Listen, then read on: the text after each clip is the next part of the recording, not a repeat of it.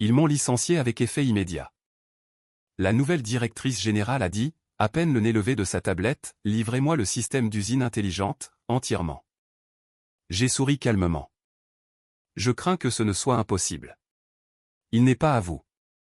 Ils m'ont licencié avec effet immédiat. Les mots ont traversé la table de conférence vernie, prononcée avec l'autorité désinvolte de quelqu'un qui n'avait jamais passé une seule journée dans un atelier de fabrication. Olivia Matthews. La toute nouvelle directrice générale de Sterling Automotive n'a même pas levé les yeux de sa tablette, en disant cela. La trentaine, blazer cintré, elle avait toute l'attitude d'une consultante de chez MC Kinsey. Elle faisait défiler des feuilles de calcul, un stylet rouge à la main, entourant des lignes budgétaires comme s'il s'agissait d'ennemis personnels. Je m'appelle Harold Peterson, j'ai 49 ans, et j'ai passé les 28 dernières années à concevoir des systèmes de fabrication, des vrais, qui fonctionnent réellement. Pas le genre de système qui rentre bien sur des présentations PowerPoint, mais plutôt ceux qui permettent à 2400 personnes de garder leur emploi, et qui assurent un flux de 180 millions de dollars de commandes, à travers 12 usines réparties dans 4 États.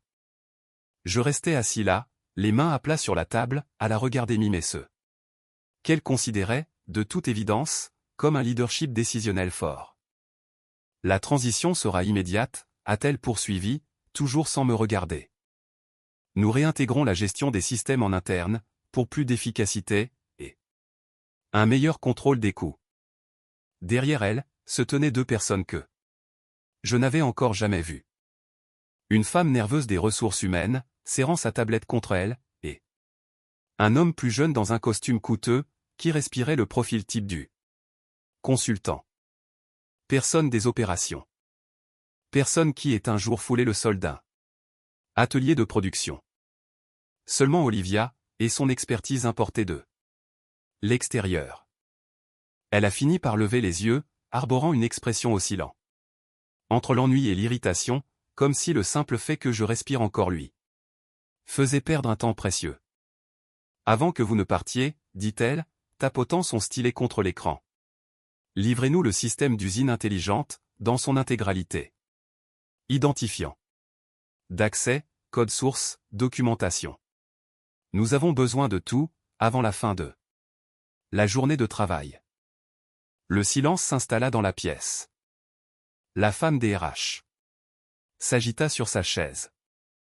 Le consultant s'arrêta de taper sur son ordinateur portable. Je ne fis pas un mouvement, restant simplement assis là, le visage neutre, laissant le silence s'étirer. Un sourcil d'Olivia se leva légèrement. Y a-t-il un problème? J'ai souri. Le genre de sourire que l'on réserve à quelqu'un, lorsque l'on sait quelque chose qu'il ignore.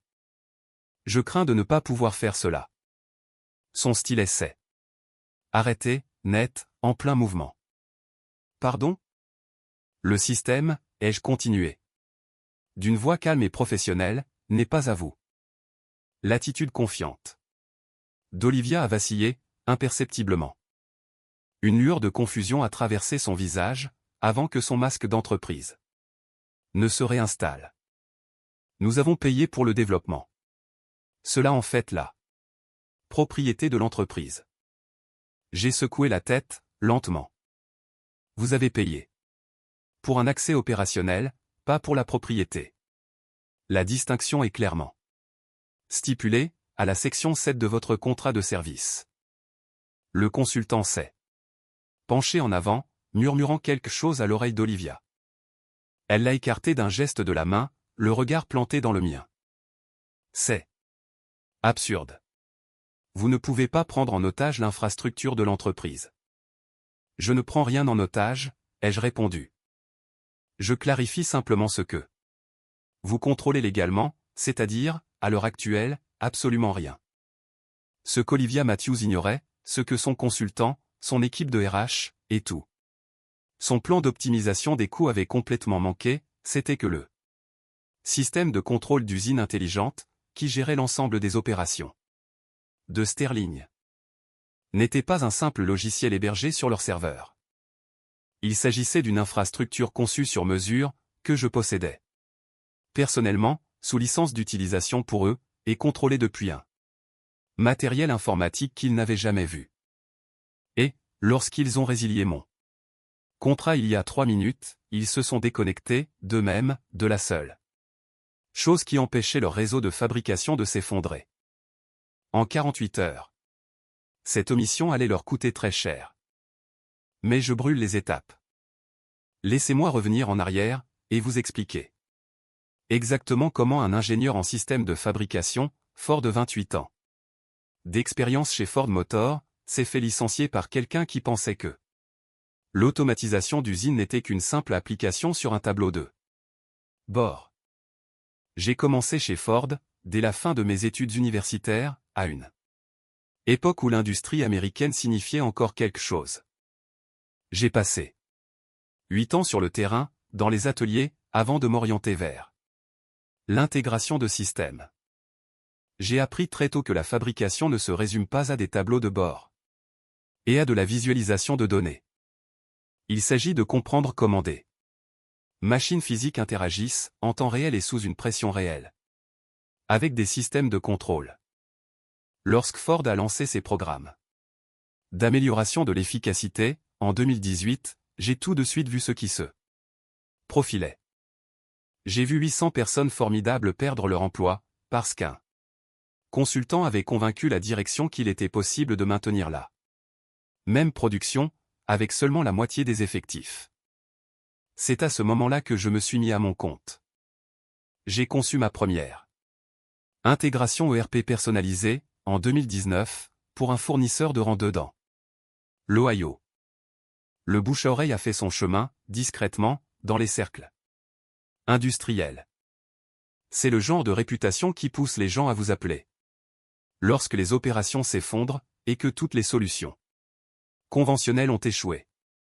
Je n'ai pas de profil LinkedIn tape à accent grave l'œil. Je ne publie pas sur l'industrie 4.0, sur les synergies, ou sur les parcours de transformation numérique. Mes clients me trouvent, tout simplement, lorsque leurs systèmes sont en panne, et que leurs consultants diplômés de MBA n'ont pas la moindre idée de la manière de les réparer. C'est ainsi que j'ai commencé à travailler avec Sterling Automotive il y a de cela 5 ans. George Whitman, leur vice-président des opérations de l'époque, m'a appelé un jeudi après-midi. Sa voix avait le ton serré de quelqu'un qui fait face à un désastre. Al, nous venons de rater notre 3e audit de qualité en 6 mois, m'a-t-il dit. Les contrats avec les constructeurs d'origine sont menacés de résiliation. J'ai besoin de quelqu'un qui comprenne comment tout cela fonctionne réellement, pas d'un énième consultant qui a appris la fabrication dans des études de cas. George était de la vieille école. Il avait gravi tous les échelons, passant des années à diriger la production, avant d'accéder à la gestion. Il comprenait que, derrière chaque tableau de bord épuré, et chaque rapport automatisé, il y a un équipement physique qui doit fonctionner parfaitement. Quand je suis entré dans leur usine principale, le premier jour, le chaos a été immédiatement évident. Des lignes de production s'arrêtaient et redémarraient, sans aucune coordination. Le contrôle qualité fonctionnait à l'aveugle, car leur système de vision artificielle ne parvenait pas à communiquer avec leur robot d'assemblage. Les alertes de maintenance prédictive ne menaient nulle part, car personne ne savait comment interpréter les données. Nous avons cette plateforme logicielle différente qui ne communique pas entre elles, m'a expliqué George, en me faisant faire le tour de l'atelier de production.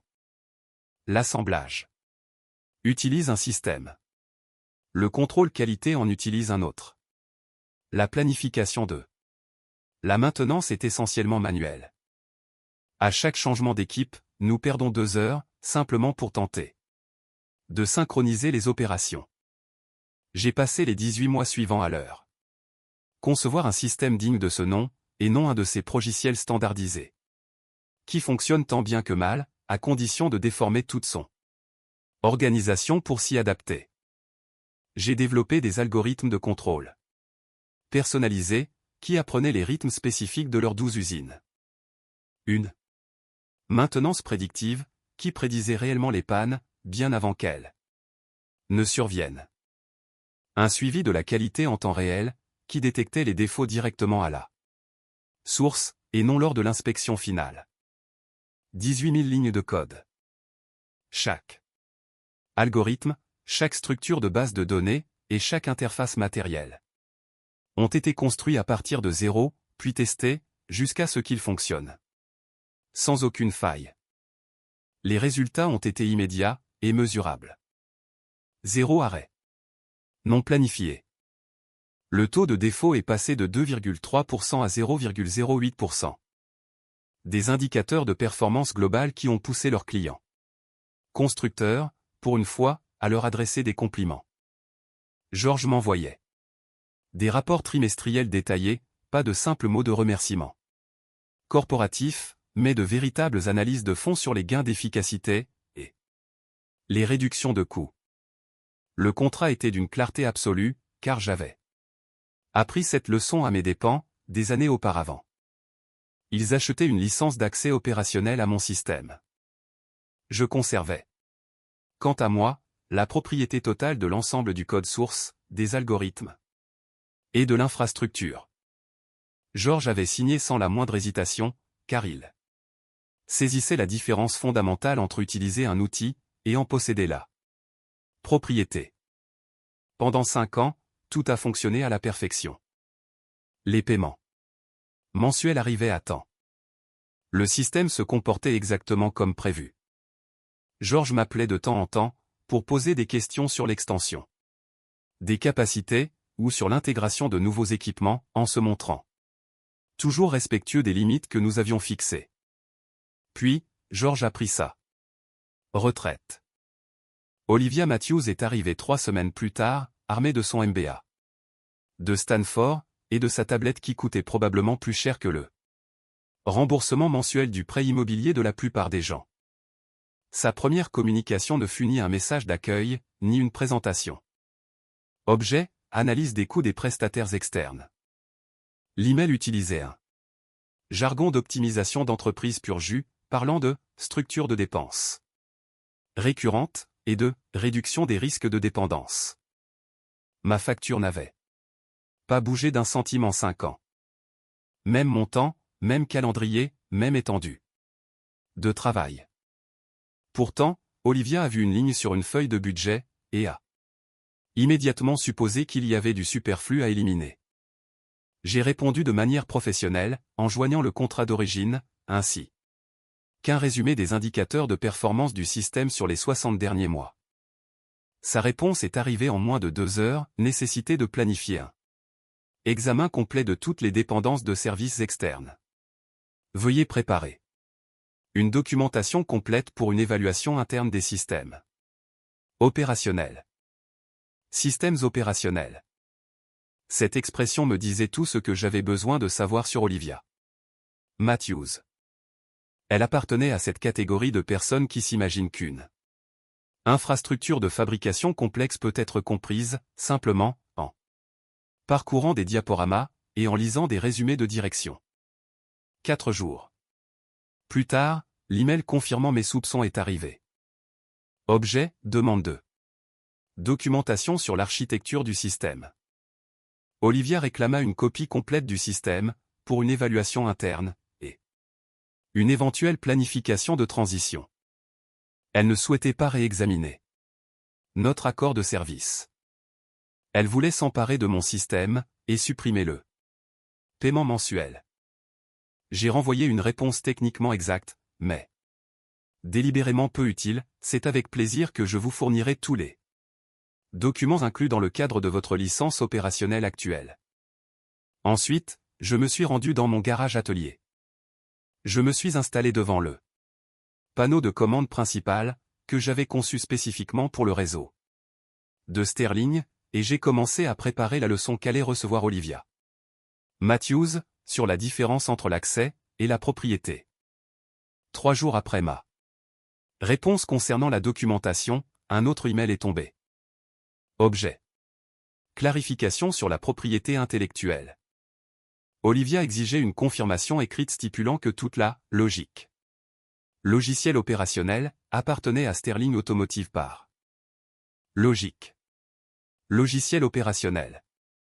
C'est ainsi qu'elle qualifiait 5 années d'algorithmes de fabrication sur mesure, de protocoles de maintenance prédictive, et de moteurs de coordination en temps réel. Comme s'il s'agissait d'un actif ordinaire, qu'elle pouvait inventorier, et réaffecter à sa guise. J'ai pris une capture d'écran de la clause contractuelle concernée, et je la lui ai renvoyée. Un texte en gras, impossible à surinterpréter, toute l'architecture du système, le code source, la logique de conception, et l'infrastructure opérationnelle reste la propriété exclusive de Harold Peterson. Concédé sous licence pour un usage opérationnel uniquement.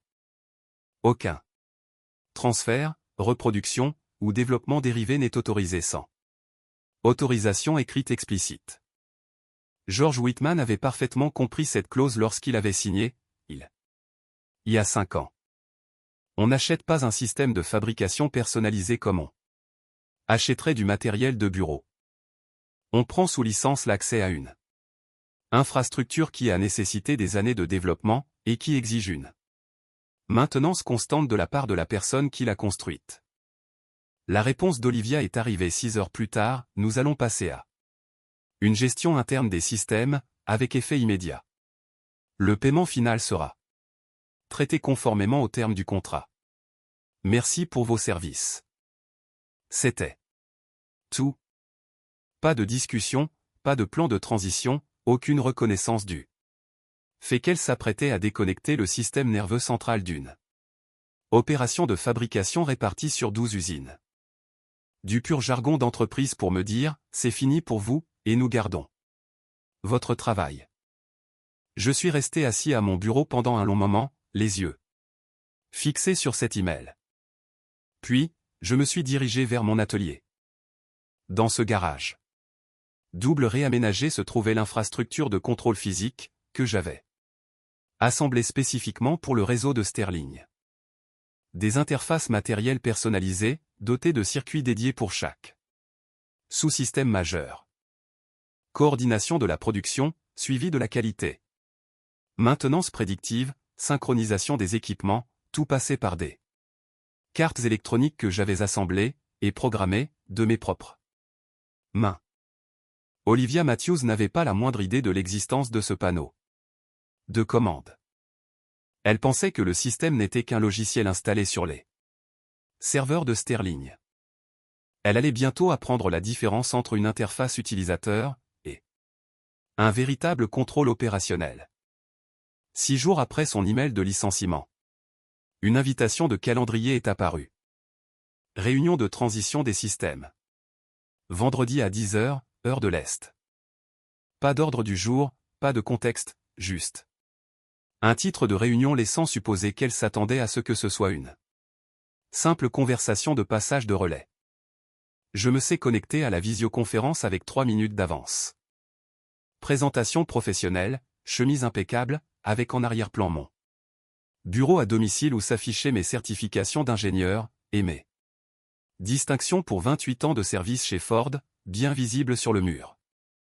Olivia s'est connectée avec 2 minutes de retard, s'installant dans son fauteuil avec l'expression satisfaite de quelqu'un qui pense avoir résolu un problème complexe, par une simple réduction des coûts. Un homme du service informatique s'est connecté ensuite, Brad Coleman, d'après son nom d'écran. Puis, une femme qui semblait fraîchement sortie d'une école de commerce, tablette à la main, prête à prendre des notes. George Whitman n'était nulle part sur l'appel.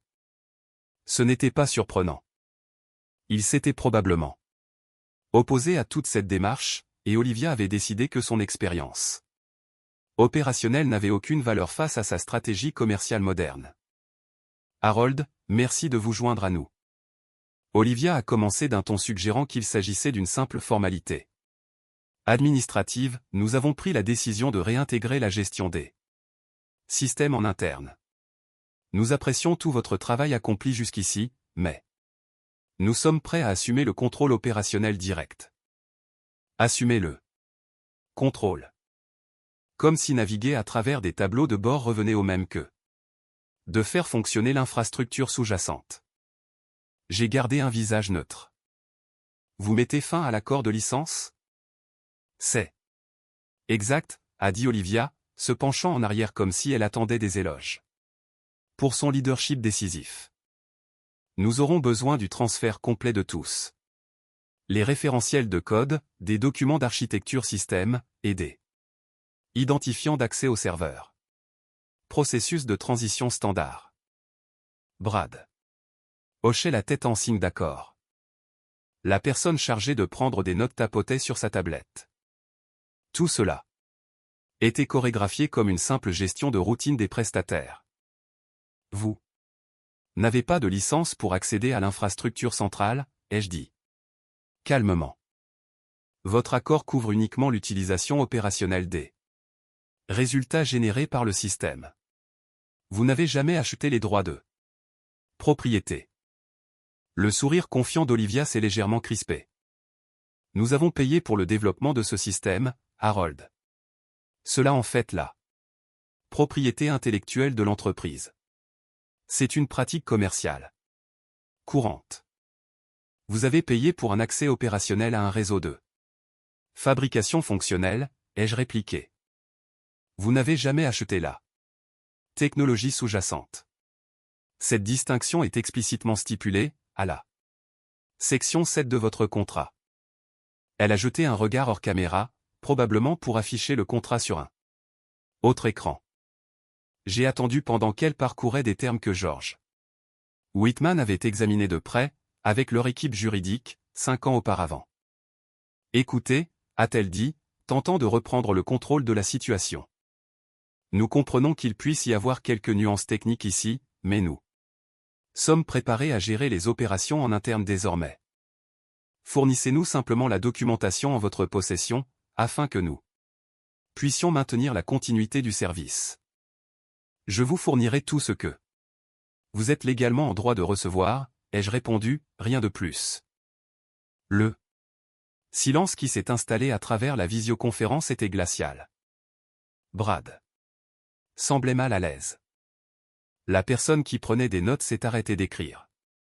La mâchoire d'Olivia s'est crispée, alors qu'elle réalisait que ce transfert d'actifs ne serait pas aussi fluide qu'elle l'avait planifié. Très bien, a-t-elle dit sèchement, cherchant à clore l'appel rapidement. Nous attendons une livraison complète d'ici la fin de la journée. Je n'ai pas répondu, restant simplement assis là à fixer la caméra pendant qu'elle s'en mêlait les pinceaux avec sa souris, voulant manifestement se déconnecter. Avant que je ne vienne compliquer davantage son planning. L'écran est devenu noir. J'ai fermé mon ordinateur portable. Olivia Matthews s'imaginait comprendre la fabrication sous prétexte qu'elle savait naviguer sur des interfaces logicielles et analyser des rapports de performance trimestrielle. Elle n'avait strictement aucune idée de ce qu'était l'infrastructure physique, le matériel sur mesure, les protocoles de communication dédiés, ou encore l'expertise pointue indispensable pour faire fonctionner l'ensemble. Elle allait recevoir une leçon qui lui coûterait très cher. Je me suis rendu dans mon atelier, et j'ai mis le panneau de commande sous tension. Tous les voyants étaient au vert, affichant des lignes de production parfaitement synchronisées sur les 12 usines. Les mesures de qualité s'actualisaient en temps réel. Les algorithmes de maintenance prédictive tournaient sans la moindre anicroche sur les 89 postes. L'ensemble du réseau de fabrication de Sterling fonctionnait exactement comme je l'avais conçu. J'ai alors commencé à élaborer le dossier de transition d'Olivia. Une documentation d'aspect professionnel, remplie de diagrammes clairs, et rédigée dans un langage technique impressionnant. Des captures d'écran de l'interface utilisateur montrant la disposition des tableaux de bord, et des panneaux de visualisation des données. Tout était soigné, officiel, et parfaitement inutile. Sans l'accès au système de contrôle sous-jacent. J'ai passé 6 heures à créer précisément le type de livrable qu'Olivia s'attendait à recevoir. Des visuels soignés pour lui faire croire qu'elle Disposer de tout le nécessaire pour fonctionner de manière autonome. D. Maquette d'interface avec des affichages animés, des schémas système montrant le flux logique des opérations, le tout totalement déconnecté de l'infrastructure réelle. À 17h30, le travail était terminé. J'avais préparé un dossier extrêmement complet. Je l'ai joint à un email nœud contenant qu'une seule ligne, documentation d'interface système fournie. Conformément à la résiliation du contrat. Accès à l'infrastructure. D'arrière-plan non inclus conformément à l'accord de licence. J'ai cliqué sur Envoyer, regardant le message disparaître dans la messagerie d'entreprise de Sterling, où Olivia allait bientôt découvrir la différence entre posséder un panneau de commande et posséder le moteur. Je suis ensuite retourné dans mon atelier. Je me suis assis devant la console de contrôle principal, et j'ai posé ma main sur le relais d'alimentation principal. La véritable leçon allait commencer. Le lendemain matin, je me suis rendu en voiture au Blue Ridge dîner, comme je le faisais chaque vendredi. C'est un petit établissement situé près de l'autoroute, qui sert un bon café, avec des box tranquilles dans les coins, idéaux pour travailler sans être dérangé. Patricia Wells, la propriétaire, me servait la même commande depuis 3 ans. Café noir, sans crème, pain complet grillé, et œufs brouillés. Elle m'a salué. D'un hochement de tête quand je suis entré, m'a versé mon café sans que j'aie à le demander, puis m'a laissé tranquille avec mon ordinateur portable. J'ai ouvert la console d'administration, et j'ai affiché le tableau de bord principal. Des opérations. Tous les voyants étaient au vert.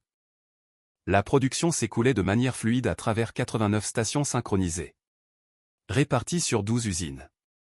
950 machines recevaient leur mise à jour de coordination en temps réel. Les systèmes de contrôle qualité enchaînaient les cycles avec efficacité, à travers 28 points d'inspection. Absolument tout ce qu'Olivia Matthews pensait désormais contrôler transitait en réalité par le matériel sur mesure, installé dans mon garage-atelier, situé à 20 minutes de là. À 9h47, mon téléphone a vibré. Un SMS d'Olivia, difficulté à accéder à l'interface de gestion Racine. Veuillez fournir immédiatement les identifiants d'administrateur. J'ai fixé le message pendant une quinzaine de secondes, puis je l'ai supprimé sans répondre. À 9h52, j'ai actionné l'interrupteur du relais principal. Le tableau de bord sur mon écran s'est figé instantanément. Tous les indicateurs verts sont passés au gris. Les flux de données en temps réel sont tombés à zéro. La synchronisation de la production s'est arrêtée en plein milieu de son cycle.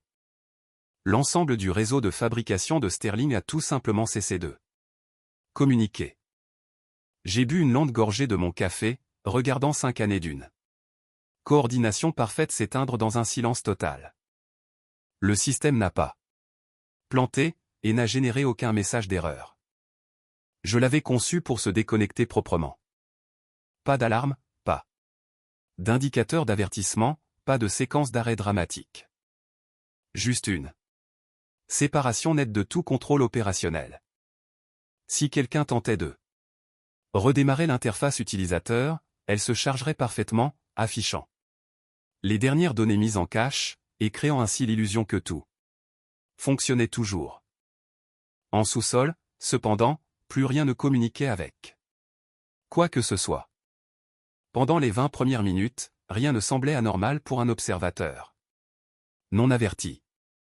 Les affichages du tableau de bord indiquaient toujours des états au vert. Les chefs d'atelier, en regardant leurs écrans, constataient des mesures de production et de qualité tout à fait habituelles. Les ouvriers d'assemblage, déjà installés à leur poste, continuaient de suivre les dernières instructions reçues. Pourtant, aucune nouvelle donnée de coordination ne circulait plus. J'ai affiché les flux de caméras en direct des usines, que j'avais intégrés au système de surveillance. À 10h14, j'ai vu un robot d'assemblage s'arrêter. Totalement immobile, au poste 7, en attente d'un signal de coordination qui ne viendrait jamais. le convoyeur situé en aval a continué de tourner, créant un engorgement qui allait se propager en cascade, tout au long de la chaîne. À 10h23, 2 inspecteurs de la qualité sont arrivés au même point de contrôle. Selon leurs écrans portables, tous deux disposaient d'une affectation valide pour la zone d'inspection 12 de l'usine Nord. L'algorithme de prévention des conflits ne fonctionnait plus. À 10h35, les effets dominos sont devenus visibles à l'échelle du réseau. Des goulets d'étranglement de production s'accumulaient au niveau de 9 stations majeures. Des retards de contrôle qualité se formaient au point d'inspection. Les systèmes de planification indiquaient que tout était à l'heure et synchronisé.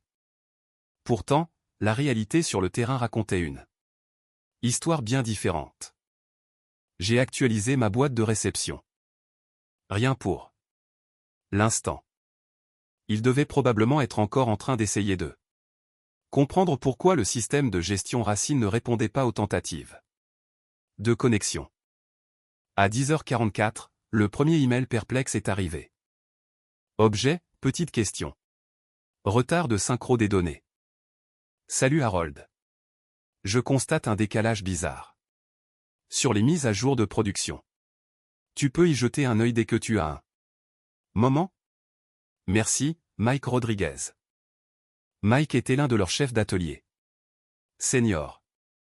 C'était un ancien de la marine, doté de très bons instincts. Il finirait bien par comprendre ce qui se passait, mais, pour le moment, il ne faisait que constater les symptômes. Je n'ai pas répondu. À 10h58, les emails arrivaient désormais toutes les quelques minutes. Les données de production ne s'actualisaient plus. Les indicateurs de qualité étaient gelés.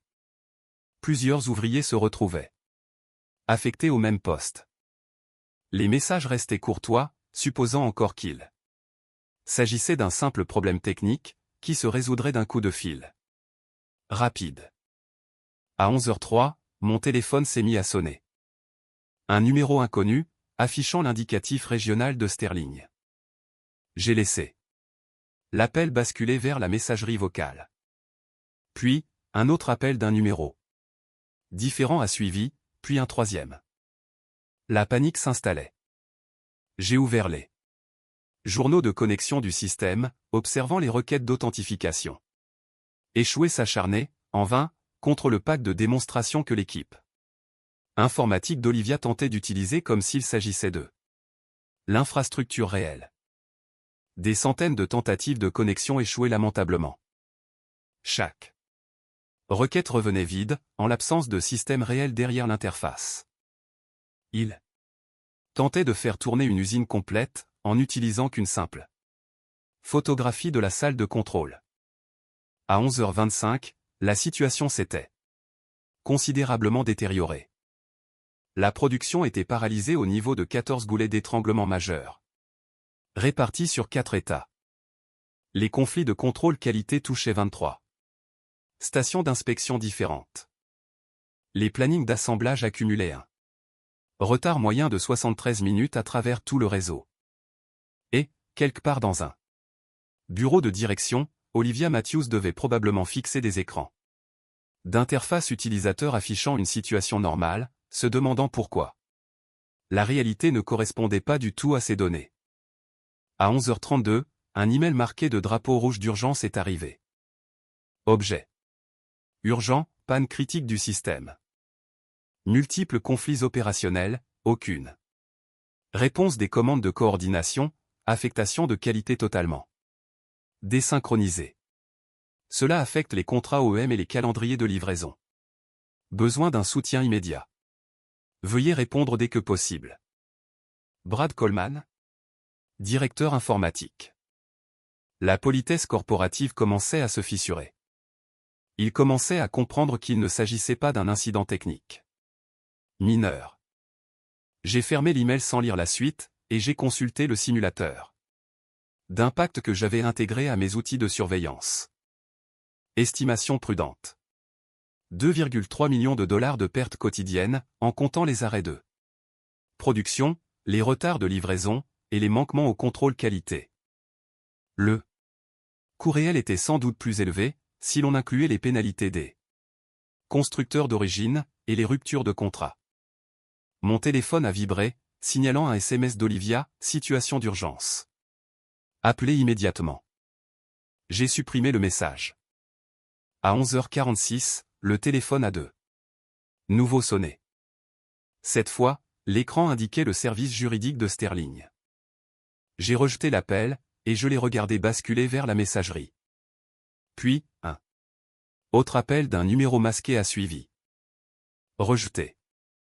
À midi, j'en étais à 67 appels manqués, et 34 messages vocaux en attente.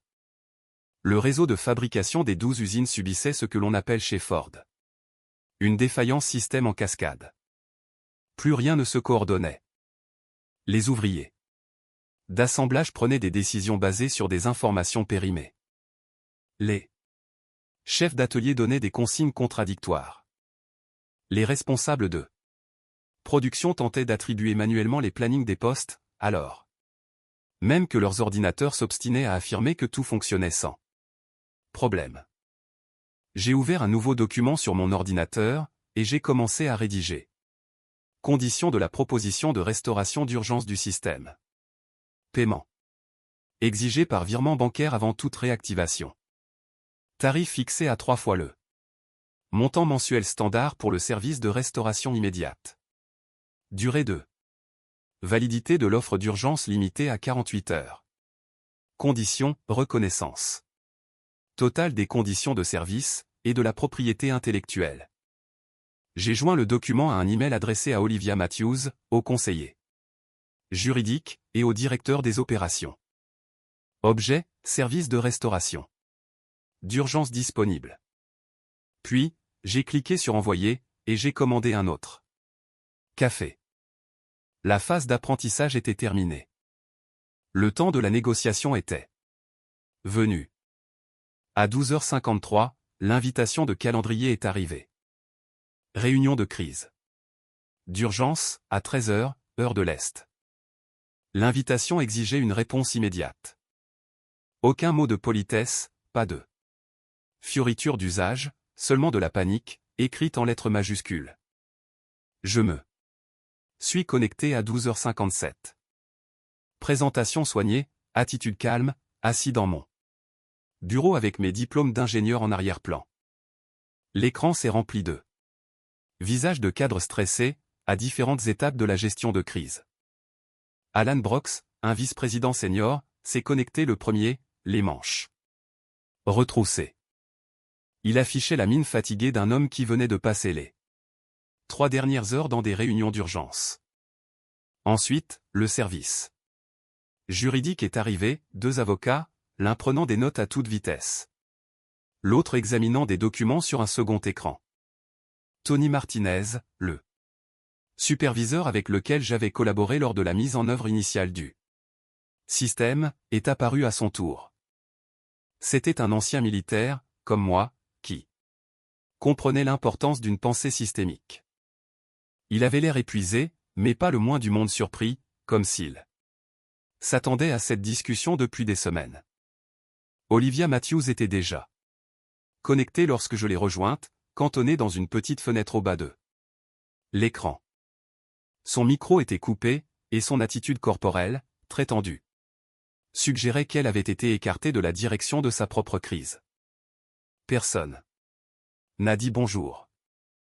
Alan s'est raclé la gorge, et est entraîné directement dans le vif de la gestion des dégâts. Harold, nous apprécions que vous vous joigniez à nous dans un délai aussi court. Nous faisons face à ce qui semble être une perturbation opérationnelle majeure.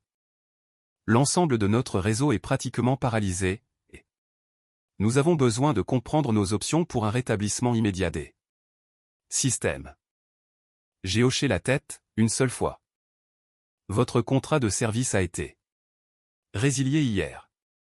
Si vous souhaitez restaurer l'accès opérationnel, les conditions sont détaillées dans ma proposition d'urgence. L'une des avocates s'est rapprochée de ça. Caméra, Harold, nous avons examiné votre proposition. Certaines conditions Financière semble disproportionnée, compte tenu des circonstances. Tarification d'intervention d'urgence, ai-je répondu. C'est la règle. Standard, lorsque des infrastructures critiques tombent en panne pendant les heures de bureau. Mike Rodriguez a pris la parole, la voix serrée par une tension contenue. Harold, nous avons 12 usines totalement à l'arrêt, et la production s'accumule. Dans 4 États. Les contrats avec les constructeurs accumulent les pénalités. De retard à chaque heure qui passe.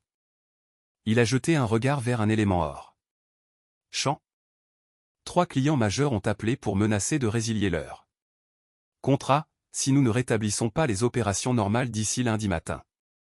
Alan est intervenu de nouveau, écoutez, nous comprenons qu'il y a pu y avoir un malentendu lors du processus de transition, mais nous devons nous concentrer sur les solutions ici.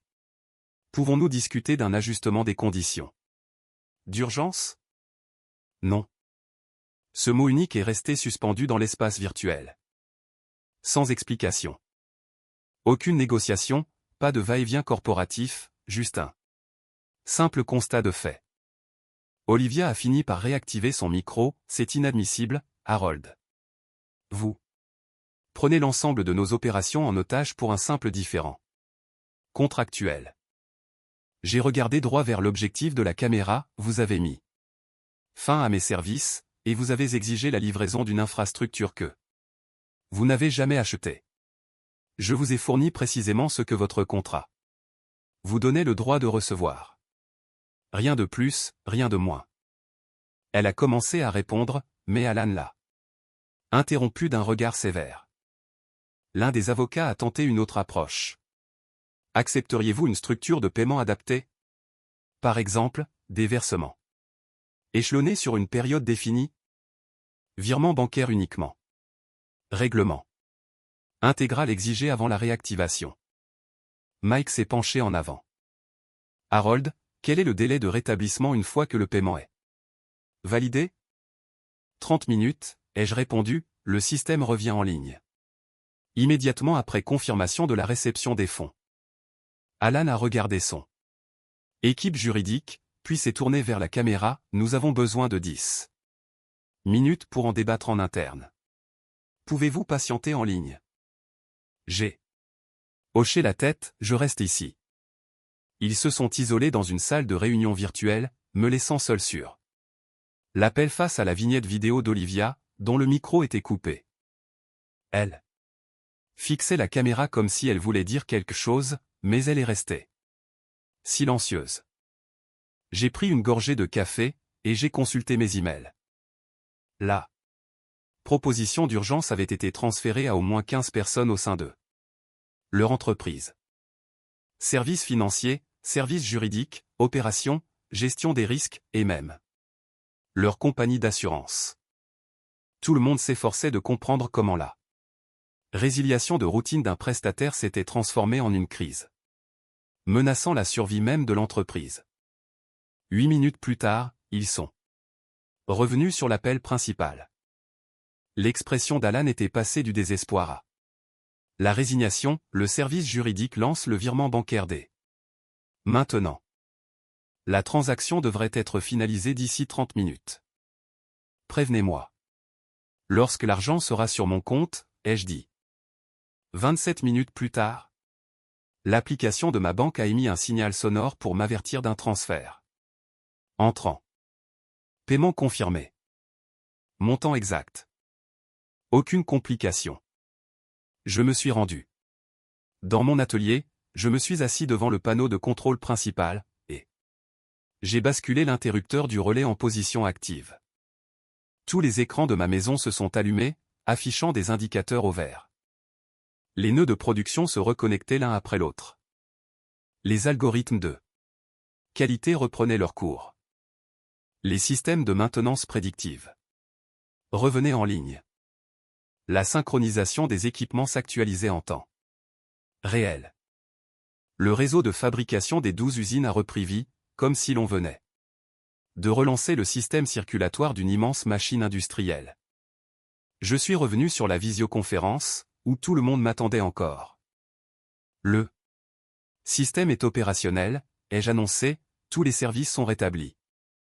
Alan a hoché la tête, nous apprécions la rapidité de votre intervention. Je n'ai pas agi par rapidité, ai-je répondu d'une voix égale, j'ai agi.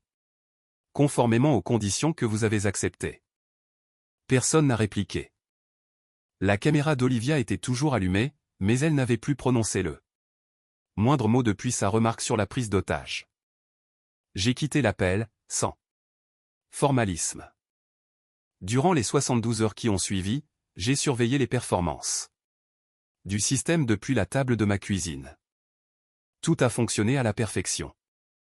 La production s'est synchronisée de manière idéale. Aucun conflit de qualité, aucun problème de coordination, aucun bug informatique, et aucun message de la part de Sterling Automotive par. Pas un email, pas un appel téléphonique, aucune demande de modification du système. Ils avaient appris à rester discrets. Le mardi matin, un nouvel email est arrivé, provenant d'un autre expéditeur. Objet, proposition de révision des conditions pour un partenariat stratégique. Il était signé par un certain Steve Davis, vice-président des opérations stratégiques. Quelqu'un avait été recruté spécialement pour gérer les retombées de l'affaire. Sans jamais mentionner le nom d'Olivia Matthews dans le courrier. L'offre était colossale, un contrat d'exclusivité de 5 ans, assorti d'une rémunération revue à la hausse. Une priorité d'attribution pour les futurs projets d'expansion. Le langage était professionnel, le ton respectueux, et la propriété intellectuelle était explicitement reconnue. Je l'ai lu à 2 reprises, puis j'ai ouvert un document vierge pour rédiger ma réponse. De nouvelles conditions, des protections plus strictes, et des clauses de propriété en béton armé. Il ne devait plus y avoir de place pour un quelconque malentendu futur sur la question de savoir qui contrôlait quoi. 3 semaines plus tard, le contrat signé est arrivé dans ma boîte de réception. Chaque clause figurait exactement telle que je l'avais rédigée. Aucune modification, aucune négociation, pas de réécriture corporative. Le nom d'Olivia Matthews n'apparaissait nulle part sur la page des signatures. J'ai fermé mon ordinateur portable, et je me suis rendu dans mon atelier. Le panneau de commande vrombissait doucement, tous les voyants étaient au vert, et le réseau des 12 usines tournait à plein régime, sous ma direction. Les nouvelles circulent vite dans le milieu de l'industrie.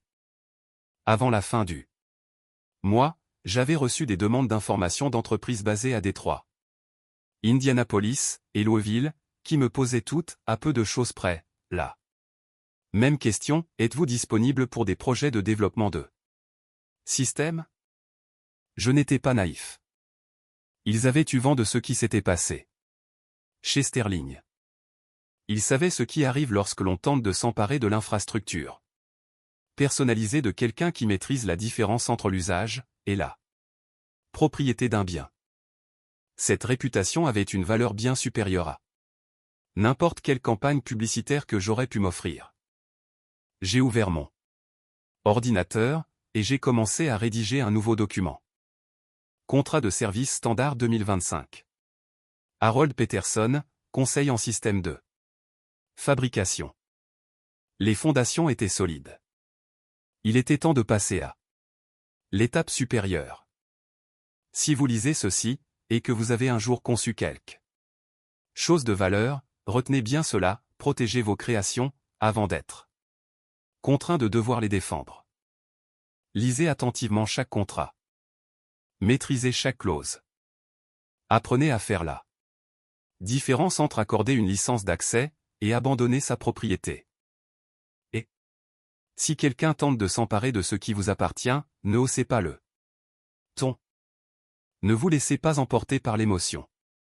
Contentez-vous de sourire calmement, et de dire « Je crains de ne pas pouvoir faire cela ».